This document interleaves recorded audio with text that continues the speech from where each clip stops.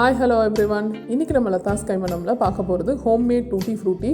எந்தவித ஆர்டிஃபிஷியல் கலர்ஸும் ஆட் பண்ணாமல் ரொம்ப healthy and hygienic tutti frutti எப்படி பண்ணலாங்கிறது பார்க்கலாம். அதுக்கு ஃபஸ்ட்டு நான் சாப்பிட்டு முடித்த வாட்டர்மெலன் பீசஸ் நான் எடுத்து வச்சுருக்கேன்.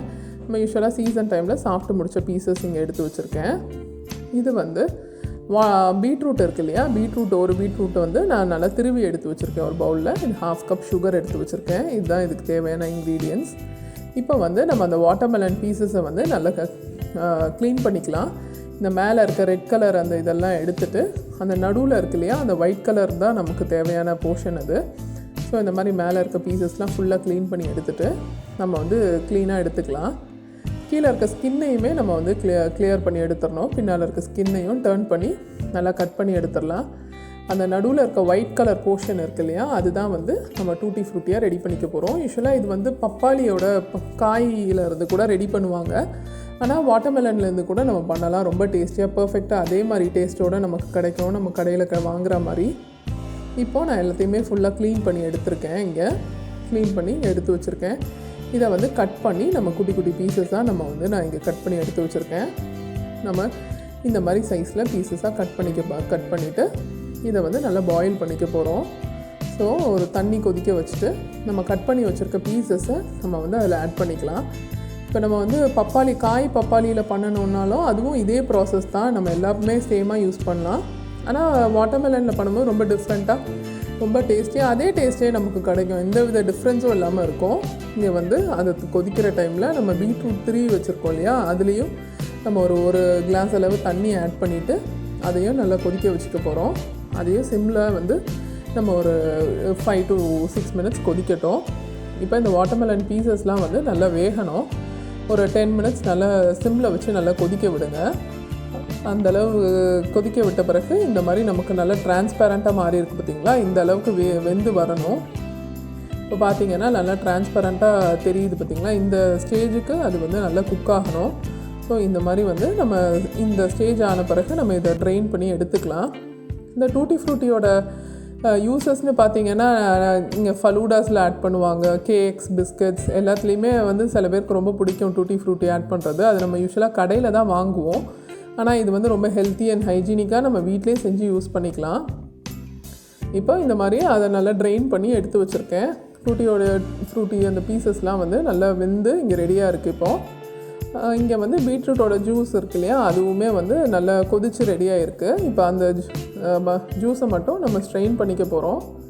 நம்ம பீட்ரூட்டில் பண்ணுறதுனால அதோட ஃப்ளேவர் வருமோ அப்படின்னு நினைக்கவே தேவையில்லை. சுத்தமாக அதோட டேஸ்ட்டு ஃப்ளேவர் எதுவுமே இருக்காது. ஜஸ்ட்டு கலர் மட்டும் நமக்கு வந்து கிடைக்கும். ஸோ இந்த பீட்ரூட் ஜூஸ் இந்த அளவுக்கு நம்ம எடுத்து வச்சுருக்கோம் இல்லையா, இதை வந்து லைட்டாக நம்ம அடுப்பில் வச்சு திருப்பி ஹீட் பண்ணிக்கலாம். அடுப்பில் ஹீட் பண்ணிவிட்டு நம்ம ஆல்ரெடி வேக வச்சுருக்கோம் இல்லையா டூட்டி ஃப்ரூட்டி பீசஸ், அந்த வாட்டர்மெலன் பீசஸ்லாம் இருக்கு இல்லையா, அதை வந்து இதுக்குள்ளே ஆட் பண்ணிக்க போகிறோம் பீட்ரூட் சிரப்புக்குள்ளே. ஸோ இந்த பீட்ரூட்டோட ஜூஸில் இது நல்லா மிக்ஸ் பண்ணி விட்டுறலாம். மிக்ஸ் பண்ணும் போதே உங்களுக்கு வந்து நல்ல கலர் வர ஆரம்பிக்குது பார்த்திங்களா. இந்த அளவு மிக்ஸ் பண்ணிவிட்டு கொஞ்சம் சிம்லே வச்சு நம்ம பண்ணிக்கலாம். நல்லா மிக்ஸ் பண்ணி விட்டுட்டு நம்ம இது கூட நம்ம சுகர் ஆட் பண்ணிக்க போகிறோம். ஸோ ஃபஸ்ட்டு இந்த கலரை வந்து நல்லா எல்லா இடத்துலையும் ஈவனாக படுற அளவுக்கு மிக்ஸ் பண்ணிவிட்டு ஒரு 1/2 கப் அளவுக்கு சுகர் போதும். கொஞ்சம் கம்மியாக வேணும்னாலும் கம்மியாக ஆட் பண்ணிக்கலாம். ஒரு 3 to 4 tablespoons இருந்தால் கூட போதுமானதாக இருக்கும். போட்டு நல்லா ஆட் பண்ணி விட்டுறலாம். நல்லா மிக்ஸ் பண்ணி விட்டுறலாம். மிக்ஸ் பண்ணி இது வந்து ஒரு 3 to 4 minutes ஒரு பாயில் வர்ற அளவுக்கு நல்லா கொதிக்கட்டும். இப்போது இது வந்து நல்லா மிக்ஸ் பண்ணி விட்டு நல்லா கொதிக்கட்டும். இந்த அளவு நல்லா கொதித்து வரும்போது நம்ம வந்து இதை ஆஃப் பண்ணி அப்படியே விட்டுறலாம். நல்லா ஆஃப் பண்ணி கொஞ்சம் நல்லா கூல் பண்ணதுக்கப்புறம் இதை என்ன பண்ணோன்னா வந்து இது இப்படியே வந்து ஒரு 2 days ஊறினா தான் அந்த கலர் வந்து நல்ல அந்த டூட்டி ஃப்ரூட்டியில் பிடிக்கும். இப்போ ஃபஸ்ட்டு பார்த்தீங்கன்னா இந்த அளவுக்கு லைட்டாக தானே இருக்குது. ஒரு 2 days கழித்து பார்த்தீங்கன்னா வந்து நல்ல டார்க்காக இருக்கும். ஸோ நல்லா கூல் ஆனதுக்கப்புறமா ஒரு கிளாஸ் கண்டெய்னரில் போட்டு நம்ம இதை ஃப்ரிட்ஜில் ஸ்டோர் பண்ணிக்கலாம். இந்த சிரப்பை கூட நம்ம வேஸ்ட் பண்ணாமல் நம்ம வந்து கேக்ஸ், பிஸ்கட்ஸ், அதுக்கப்புறமா ஃபலூடா சிரப் இதுக்கெலாம் கூட நம்ம யூஸ் பண்ணிக்கலாம். இப்போ 2 days நான் ஃப்ரிட்ஜில் வச்சதுக்கப்புறம் உங்களுக்கு எடுத்து காட்டுற பாருங்கள் எந்த அளவு டார்க் கலர் ஆகிருக்கு பார்த்திங்களா. நம்ம அதே இது கடையில் கிடைக்கிற மாதிரி நல்ல டார்க்காக இருக்குது. ஸோ இப்போ வந்து இதை நம்ம இன்னும் இது இப்படியே ஸ்டோர் பண்ணோன்னா ஒரு 10 days இல்லை 15 days தான் நம்ம ஸ்டோர் பண்ணிக்க முடியும். அதுக்குள்ளே நம்ம யூஸ் பண்ணிடணும். இல்லைனா நம்ம அதுக்குள்ளே காலி பண்ண முடியல அப்படின்னா இதை வந்து நம்ம ட்ரை பண்ணிக்கலாம். இந்த மாதிரி நல்ல ஸ்ட்ரெயினரில் வந்து அந்த சிரப்பெல்லாம் எடுத்துகிட்டு நம்ம வந்து அதை சன்னில் வச்சு நல்லா ட்ரை பண்ணிடலாம்.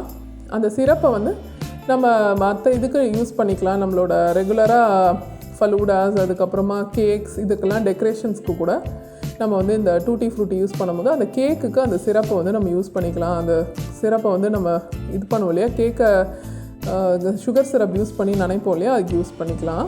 இந்த மாதிரி எல்லாத்தையுமே ஈவனாக பரப்பி வச்சிடலாம். ஒரு தட்டில் பரப்பி வச்சுட்டு இதை நல்லா சன் ட்ரை பண்ண போகிறோம். நல்லா மாடியிலையோ இல்லைன்னா பால்கனிலேயோ வந்து ஒரு 2 to 3 days வந்து நல்லா ட்ரை பண்ணிக்கலாம். இது காயிற டைம் வந்து யூஸ்வலாக நம்ம சுகர் சிரப்பை பொறுத்தது. நம்ம நிறைய சிரப் அது எவ்வளோ இதில் ஊற விட்டுருக்கோமோ அதை பொறுத்தது. இன்றைக்கி வந்து எனக்கு ஒரு 4 days கழித்து இந்த மாதிரி ஆயிருக்கு. நம்ம கம்மியான சிரப்பில் ஊற விட்டோம்னா அது வந்து டக்குன்னு காஞ்சிரும். இது வந்து நல்லா சிரப்பு இழுத்துருக்கு அப்படிங்கிறதுனால கொஞ்சம் டைம் ஆகுது. இன்னும் ஒரு 2 to 3 days வெயிலில் நல்லா காய வச்சு எடுத்திங்கன்னா உங்களுக்கு இந்த அளவு நல்ல சவுண்டு கேட்குது பார்த்திங்களா. இந்த மாதிரி நல்லா கேட்கும். இந்த மாதிரி ரொம்ப க்ரன்ச்சியாக வேணும்னா இந்த ஸ்டேஜில் எடுத்துக்கலாம். இல்லைனா உங்களுக்கு கடையில் கிடைக்கிற மாதிரி வேணும்னா ஒரு 2 days முன்னாலே எடுத்து நம்ம ஸ்டோர் பண்ணிக்கலாம். Crispy and crunchy tutti frutti ready. இந்த ரெசிபி பிடிச்சிருந்ததுன்னா லைக் பண்ணுங்கள், ஷேர் பண்ணுங்கள், கமெண்ட் பண்ணுங்கள். என்னோடய சேனலுக்கு சப்ஸ்கிரைப் பண்ணிவிட்டு பக்கத்தில் இருக்க பெல் பட்டனையும் கிளிக் பண்ணிக்கோங்க. தேங்க்யூ.